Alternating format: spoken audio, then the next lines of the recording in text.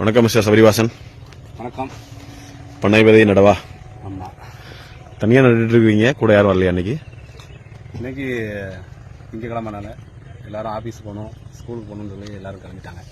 தனியா நடுவது அப்படின்லாம் ஒன்றும் இல்லை, மனசு இருந்தா மார்க்கம் உண்டு. உங்களுக்கு இன்னைக்கு ஆபீஸ் இல்லையா? இன்னைக்கு எனக்கு மதியம் ஷிஃப்டா? மதியம். எந்த இடம் இது சொல்றீங்களா? இது திருநெல்வேலி மாவட்டம் கோவலசனத்தில் இருக்கக்கூடிய வாகைக்குளம்.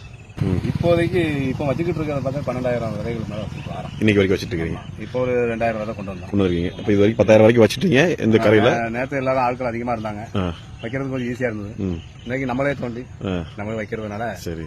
ஏன் பனை விதையை வந்து தோண்டி வைக்கணும்னா, இங்க ஆடு மாடுகள்லாம் அதிகமா மேய்ச்சலுக்கு வரும். அது மேய்ச்சலுக்கு வரும்போது அது கால் மிதிப்பட்டு அது பிறண்டு போயிட்டுனா, வேர் விட்டுருக்க டயத்துல பிறண்டு போகும்போது அந்த வேர்வானது பட்டுரும். அது பட்டுனா அதுக்கப்புறம் வளராது. அதனால அரை அடிக்கு தோண்டி வைக்கணும். விதை எடுக்கிறது, தோன்றது, போடுறது, எல்லாமே நம்ம ஒரே ஆளு ஒர்க் பண்ணதால இன்னைக்கு ஒரு 2,000 விதை வைக்கலாம் அப்படின்னு ஒரு ஏம்ல பண்ணிக்கிட்டு இருக்கேன். இது வரைக்கும் ஒரு 1000 விதை கிட்ட வச்சுட்டேன். இன்னொரு 5 மணி நேரம் கிட்ட ஆகும். மதியம் ஷிஃப்ட் கிளம்புறதுக்குள்ள 12 மாதிரி ஆயிடும். பனை நடுவோம், பயன் பெறுவோம்.